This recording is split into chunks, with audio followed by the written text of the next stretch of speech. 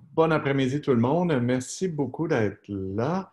Nous avons la chance de recevoir cet après-midi Milena Aragon, agent de projet sur ICLEI Canada. Donc, à titre d'agente de projet en changement climatique pour le Bureau du Québec, Milena coordonne les projets d'adaptation et d'atténuation pour les municipalités francophones. Elle les appuie pour renforcer leur résilience et atteindre leurs objectifs de réduction en matière d'émissions de GES. Milena a l'expérience en ce qui concerne les enjeux de résilience du milieu urbain, l'environnement, l'analyse des données et la gestion de projets. Passionnée d'écologie, elle s'intéresse particulièrement au champ de la conservation de la biodiversité et au changement climatique. Donc, sa conférence va traiter sur les effets des changements climatiques sont ressentis par les collectivités québécoises. Les municipalités doivent faire preuve de résilience et soutien afin de favoriser la prise d'action individuelle et collective. Dans le cadre de cette conférence, ICLEI présentera la méthodologie, excusez-moi, bâtir des collectivités adaptées et résilientes, un processus participatif de planification de l'adaptation en 5 étapes utilisé par les municipalités canadiennes. Nous tenterons d'expliquer comment les citoyens peuvent s'engager dans les processus d'atténuation et d'adaptation au changement climatique de leur collectivité. Effectivement, on parle beaucoup de changement climatique, mais malheureusement, on ne parle pas assez d'adaptation. Et ça va être c'est un sujet de l'heure actuellement. Donc, merci beaucoup d'être là. Je ne sais pas si tu veux ajouter un petit mot avant que je parte la vidéo. Oui, écoutez, bonjour tout le monde, je suis ravie d'être là aujourd'hui et j'espère que cela va pouvoir vous éclairer un peu et puis j'attendrai vos questions à la fin. C'est sûr que l'adaptation, c'est un grand sujet, puis c'est vraiment la priorité parce que l'adaptation et la réduction des GES doivent être menées de front pour réussir à arriver vers quelque chose de plus résilient dans le futur. Merci beaucoup d'être là. Alors, je parle la vidéo. Et voilà, bonjour à tous. Merci d'être présent aujourd'hui. Mon nom est Milena Aragon et je suis agente de projet chez ICLEI Canada. Aujourd'hui, nous allons parler du rôle des gouvernements locaux dans la lutte face au changement climatique et de comment vous, citoyens, vous pouvez vous impliquer pour rendre vos villes plus résilientes. D'abord, un peu sur ICLEI. ICLEI, qui voulait dire alors International Council for Local Environmental Initiatives. Excusez-moi, j'ai oublié de mentionner, éteignez vos micros, s'il vous plaît. Merci beaucoup.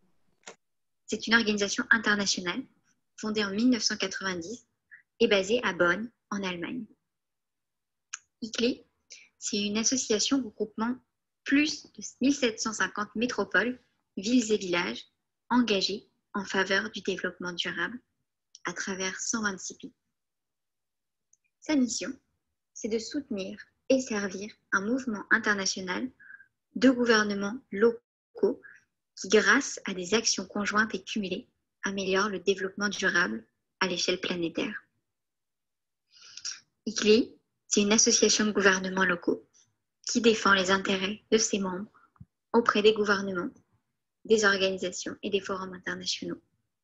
Le but, c'est d'augmenter la compréhension globale et le soutien aux projets de développement durable à l'échelle locale. C'est une agence internationale qui fait preuve de créativité pour développer des solutions de pointe basées sur le renforcement de capacités.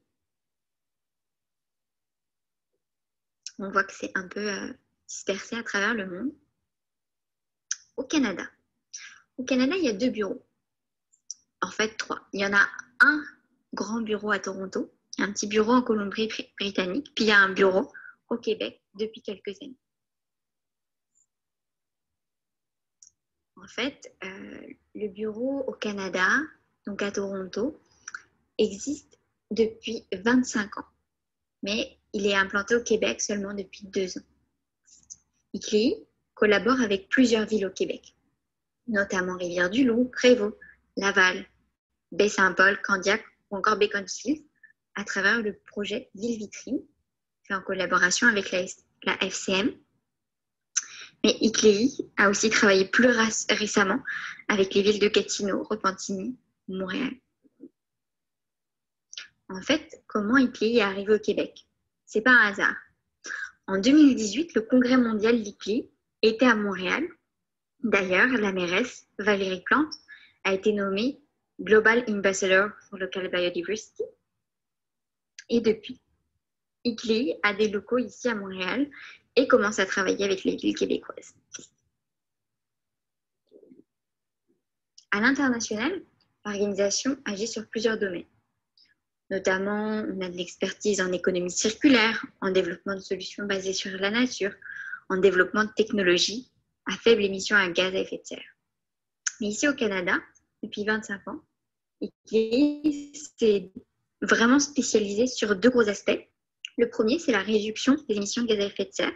Ça, c'est via notre programme PPC, Partenaires pour le climat. Ça permet la comptabilisation et la projection des émissions de gaz à effet de serre. Ça développe des inventaires municipaux pour montrer les émissions de gaz à effet de serre. Il y a aussi notre autre grand aspect qui est l'adaptation au changement climatique. Et ça, c'est à travers le programme BARC, Bâtir des collectivités adaptées et résilientes. Ça propose vraiment des analyses de vulnérabilité et d'appréciation des risques pour aider les municipalités à créer et à mettre en place des outils d'action en adaptation face au changement climatique. Il y a aussi quelques autres domaines dans lesquels on travaille, notamment le développement de méthodologies, des projets de recherche, la climatologie, la biodiversité. Le centre de notre travail, c'est vraiment de rendre les villes plus résilientes et de partager notre expertise en mobilisation de parties prenantes, en collaboration. En fait, pourquoi les villes sont un bel outil à travers lequel on peut travailler à la lutte face au changement climatique? C'est parce que nous, on pense que c'est super important d'avoir du contexte et de s'adapter en fonction des réalités locales. Pour aider les actions à s'implémenter, c'est important qu'elles soient en connexion avec la réalité locale, et les villes ont de bonnes connaissances et sont une bonne échelle pour travailler face à ça. En fait, si on regarde un peu la réalité des villes face au changement climatique, il y a un site qui est très bien pour ça, c'est donnéesclimatiques.ca. Si vous n'avez jamais été, je vous conseille d'y aller. Eux, ils proposent plusieurs schémas de changement climatique, en fait, plusieurs scénarios. Par exemple, le pire scénario ici, ce serait celui qui est en rouge. C'est un scénario qui prend en compte que les émissions de gaz à effet de serre vont continuer à augmenter sensiblement dans les prochaines années, et que du coup, on arriverait à une augmentation de 4,9 degrés en 2100. Le scénario un peu plus moyen, c'est le scénario en vert. Lui, il estime que les émissions de gaz à effet de serre vont se stabiliser et qu'en 2100, on aurait une augmentation de 2,4 degrés. Et là, par exemple, les données que je vous ai montrées, c'est des données pour la ville de Montréal, et c'est l'augmentation de la température. Donc, c'est le nombre de jours où la température maximale quotidienne sera supérieure à 30 degrés, des fortes chaleurs. Et puis, c'est un scénario pour 2070, donc dans 50 ans à partir d'aujourd'hui. Puis, on voit que dans le pire des scénarios, on serait entre 47 et 76 jours à plus de 30 degrés. Dans le scénario moyen, ce serait plus 15 à 54 jours. Donc, ça veut dire que quasiment la moitié de nos périodes estivales pourraient être de forte chaleur. D'autres données, donc ça, c'est le nombre de jours de gel. C'est le nombre de jours où la température minimale va être inférieure à 0. C'est des données, cette fois-ci, pour la ville de Québec. C'est toujours pour 2070. Et donc là, on voit qu'on aurait une diminution des nombres de jours de gel. Ces dernières années, on était toujours à environ une moyenne de 170 jours de gel par année, ici à Québec. Mais si on était dans, par exemple, le pire des scénarios, on serait plus vers 100 ou 132 jours de gel par année seulement. Donc tout ça, ça ça va créer beaucoup de changements, beaucoup de perturbations pour nos villes.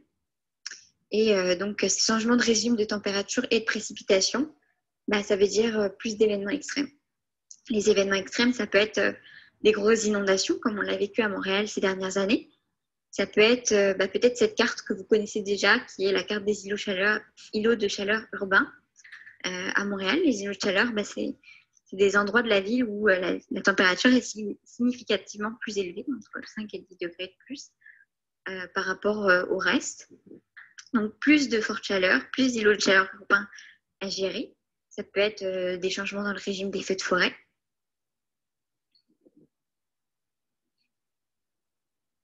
Ça nous amène à cette question. La résilience urbaine, c'est quoi? Donc là, vous avez par exemple un petit schéma en bas à gauche de votre écran. Ça, c'est un schéma tout simple qui montre que déjà, de base, les milieux urbains sont moins résilients. Par exemple, en fait, déjà pour vous donner une définition de la résilience, un milieu résilient, c'est un milieu qui va être capable de revenir facilement à son état initial après une perturbation. Avec les changements climatiques, on peut s'attendre à beaucoup plus de perturbations. Donc, par exemple, le milieu urbain, après une forte pluie, il va avoir moins d'absorption, par exemple, liée à l'asphaltage, et donc plus de difficultés à se remettre de cette perturbation. Donc, quand on fait des actions pour mieux s'adapter, l'idée, c'est de rendre le milieu plus résilient en cas de perturbation. Et puis, nous, à ICLEI, on pense qu'il y a quatre gros systèmes qui interagissent entre eux. Donc, tout part du système écologique ou naturel, on appelle aussi naturel. Ensuite, il y a le système économique, le système social et puis le système physique. Puis, on pense qu'en agissant sur un système, on peut agir sur les autres. Le système physique, c'est le système bâti, c'est les bâtiments qu'on a autour de nous. Donc, là, l'exemple, c'était plutôt sur un système bâti, système naturel. Mais on veut aussi rendre, par exemple, nos systèmes sociaux résilients. Ça peut être rendre nos populations vulnérables moins sensibles et plus préparées en cas de perturbation pour qu'elles soient plus à l'aise. Donc, pour la résilience, il y a deux grands leviers pour l'adaptation en fait, au changement climatique. Donc, il y a l'adaptation, le fait de s'adapter, d'être mieux préparé et de mieux se remettre en cas de perturbation. Puis, il y a l'atténuation. L'atténuation, c'est plus par rapport au schéma climatique que je vous ai montré avant. C'est réduire nos GES pour avoir affaire à un schéma climatique qui soit plus clément, donc avec moins de grosses perturbations. Avant d'aller plus loin, moi, je voulais vous parler un peu de notre programme BARC, bâtir des collectivités adaptées et résilientes. Donc ça, c'est vraiment une méthodologie que ICLEI Canada a développée pour permettre aux municipalités de développer des stratégies pour mettre en place des actions d'adaptation dans leur municipalité. En ce moment, il y a 77 municipalités qui ont utilisé ou qui utilisent toujours la méthode BARC à travers le Canada.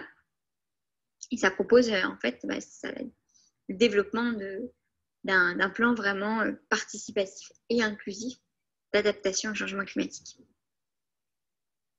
Comme je vous disais, c'est vraiment une méthodologie en 5 étapes. Donc, ces 5 étapes que vous voyez là, donc c'est vraiment un lancement de processus, une identification des réalités locales avec beaucoup de recherches. Donc, en fait, on fait un profil de la situation locale de la ville. Puis après ça, on fait aussi des analyses de vulnérabilité et de risque. Et puis ça, on développe en fonction de ça des actions d'adaptation à prioriser. On les met en œuvre et on fait un suivi pour pouvoir les rendre efficaces. Donc, le programme BARC, il a été créé en 2010. Et puis, on veut permettre aux gouvernements locaux canadiens d'intervenir en matière de planification de l'adaptation. C'est un programme vraiment inclusif, adapté au contexte de chaque municipalité. Ses points forts et puis sur quoi il travaille, c'est vraiment la collaboration interservices. Le but, c'est de casser les silos, de permettre aux différents services de la ville de travailler entre eux, puis aussi d'inclure toutes les parties prenantes qui sont autres. Donc, on a aussi on fait beaucoup de workshops en fait avec des équipes internes, puis aussi des partenaires externes qui sont impliqués, qui ressentent fortement les impacts des changements climatiques. Et puis, on essaie aussi de consulter évidemment tous les citoyens et les ressentis. pour permettre d'implémenter des actions plus résilientes et qui sont acceptables et réalistes à mettre en place. Là, vous avez un petit détail de chaque étape. C'est ça, ça se développe. Enfin, nous, on est vraiment un plan qui est basé sur la collaboration, sur l'échange, sur la mise en place d'ateliers, sur l'identification ensemble des réalités climatiques. Et deux grandes étapes, c'est vraiment l'analyse de risque et puis l'analyse de vulnérabilité face au changement climatique. Donc, je voulais vous donner quelques exemples de réussite en matière d'adaptation face au changement climatique. Comme je vous disais, nous, on est implanté au Québec seulement depuis 2 ans. Donc, même s'il y a plein de choses qui se font au Québec, là, ça va plus être des exemples à échelle canadienne que je vais vous donner. Donc, par exemple, la ville de Brampton, en Ontario, avec le projet Lighthouse. Donc, en fait, ce qui s'est passé, c'est qu'au cours des dernières années, la ville de Brampton avait connu plusieurs événements météorologiques extrêmes. Puis, lors d'une enquête qui a été faite suite à ça, pour voir la réponse de la ville à ces événements, on a découvert un écart important dans la sensibilisation des populations vulnérables. Et puis, il y a des informations publiques sur la réaction à la tempête de verglas qui ont été diffusées via les médias sociaux. En fait, on s'est rendu compte qu'une grande partie de la population n'avait pas été atteinte par ces informations publiques. La ville a constaté qu'il n'existait pas de méthode directe de contrôle du bien-être et des organismes bénévoles qui étaient souvent débordés. Pendant les jours de chaleur extrême, la ville elle avait par exemple ouvert 8 centres de refroidissement situés dans différents points centres communautaires de la ville. En fait, leur utilisation avait été très limitée. Et après une enquête, ce qui a été trouvé en parallèle, c'est que ça a démontré que 90% des citoyens de Brampton avaient des liens religieux.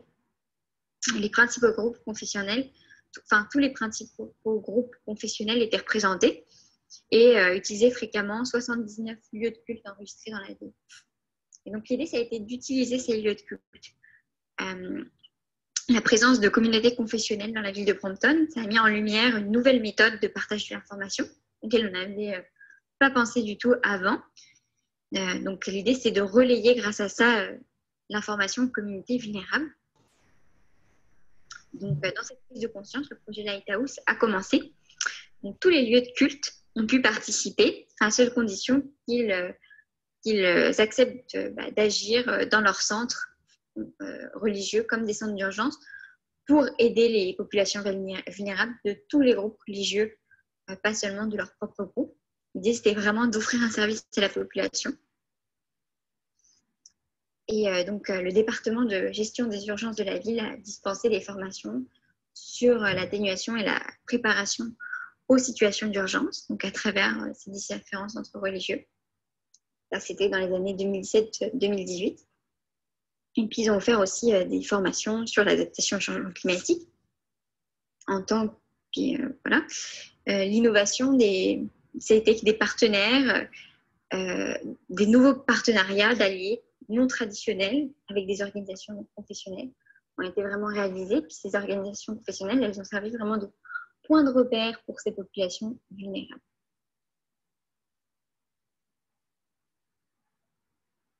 Un autre exemple de projet, ce serait le projet des jardins de pluie développés dans des écoles publiques. Donc là, par exemple, c'est pour la ville de Burlington, puis à l'école en question, vous voyez sur la photo, elle avait été choisie parce qu'elle avait connu plein de problèmes de drainage dans le passé. Leur terrain de football, par exemple, avait retenu de l'eau stagnante et de la boue qui a entraîné des risques de fuite et de sécurité pour les élèves. Et puis la perte d'accès aux biens. Puis donc l'école et la commission scolaire ont été vraiment des alliés dans ce projet. Et puis on a mis en place des jardins de pluie. L'objectif, c'était d'améliorer le drainage de l'école locale, d'éduquer et d'engager aussi les enfants et le personnel de l'école, puis de faire de la sensibilisation face au changement climatique et de les impliquer dans la construction et dans l'entretien des jardins de pluie. Donc ça, c'est vraiment une innovation d'infrastructure verte. Un autre projet assez phare, c'est le dernier que je vais vous présenter aujourd'hui, c'est celui de la ville de Windsor, en Ontario. c'est le projet d'une maison résiliente. Donc, en fait, au cours de ces dernières années, la ville de Windsor, elle avait connu un nombre croissant de pluies intenses. Ça avait entraîné beaucoup d'inondations. En fait, en 2016, dans la ville de Windsor et quelques villes aux alentours, il y avait plus de 1700 maisons qui avaient eu leur sous-sol inondé. En août 2017, c'était plus de 6000 sous-sols qui avaient été inondés. Donc, ils se sont dit qu'il était temps d'agir. Et puis, en fait, ils ont créé une maison pilote, donc à l'épreuve des inondations, avec de nombreuses innovations, et ils l'ont mis en maison d'exposition pour que en fait, la population puisse y avoir accès, puisse avoir des informations sur comment ils pouvaient rénover leur maison, mais aussi sur tous les programmes de subvention accessibles développés par la ville. Parce que souvent, il y a beaucoup de programmes, mais les gens ne sont pas forcément au courant. Donc, l'idée, c'était vraiment d'accroître la sensibilisation du public face à ça, et puis de présenter les solutions d'adaptation au changement climatique qui étaient possibles.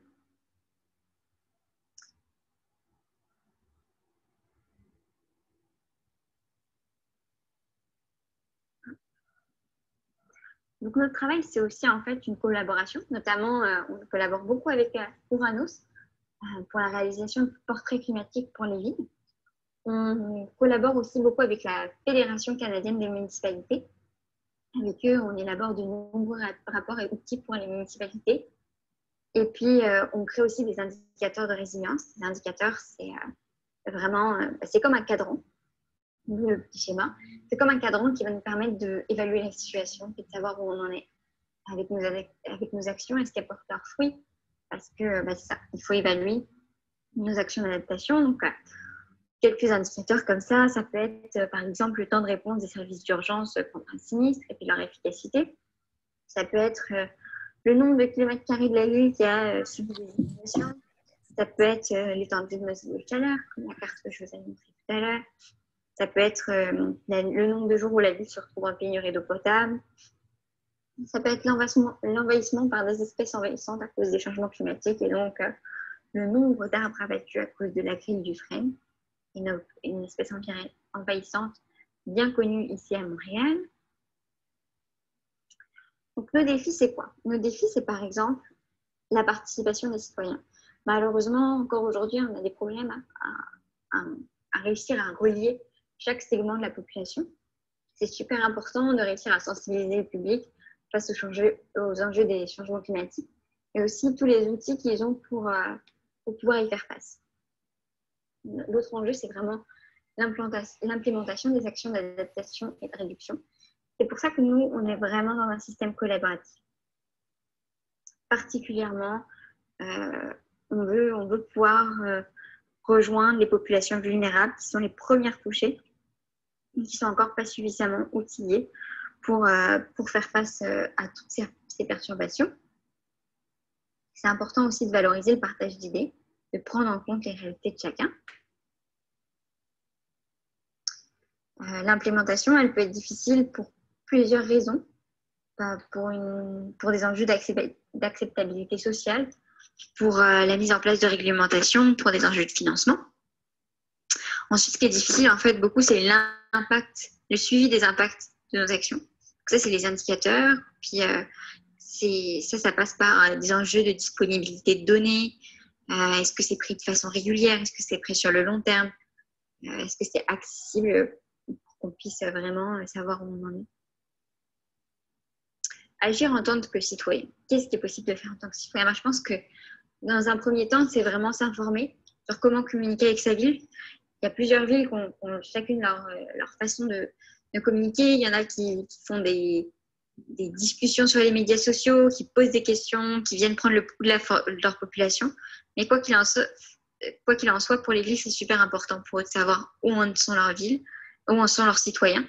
Donc, il y a toujours un moyen de s'impliquer dans ces phases de développement de plans de changement climatique.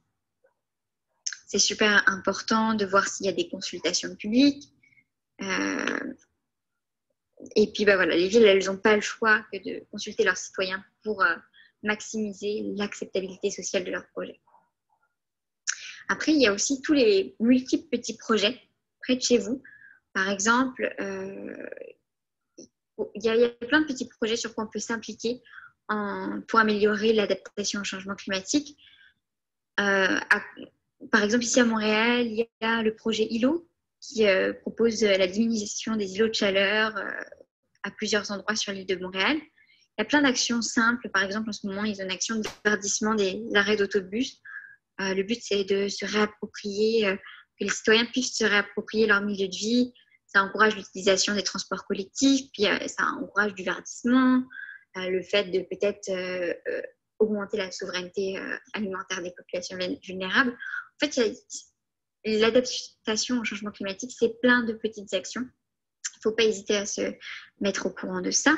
Ça peut être l'organisation de jardins de pluie, des actions pour la biodiversité, s'impliquer en sciences citoyennes, parce qu'en fait, les connaissances, elles viennent souvent en premier lieu des citoyens. Ça peut être des plantations d'arbres. Voilà. Il faut aussi se renseigner sur les programmes disponibles pour la réduction du GES. Il y a beaucoup de programmes pour la rénovation, par exemple, de son habitation, ou la transition vers les énergies électriques pour les véhicules. Il y a beaucoup de choses possibles. Quelque chose qui peut être intéressant comme exercice, c'est de calculer son empreinte écologique. Je ne sais pas si vous l'avez déjà fait, mais il y a ce site-là, le Global Footprint Network, qui est très, très bien fait. Il existe en français, puis ça permet vraiment de calculer en fonction de son profil, son empreinte écologique, et donc de savoir sur quel aspect de sa vie on peut avoir un impact fort pour réussir à avoir un mode de vie un peu plus vert. Et puis c'est intéressant de le faire, puis de le refaire 6 mois après pour voir où on en est, s'il y a des choses qui ont changé. Et c'est vraiment très bien fait.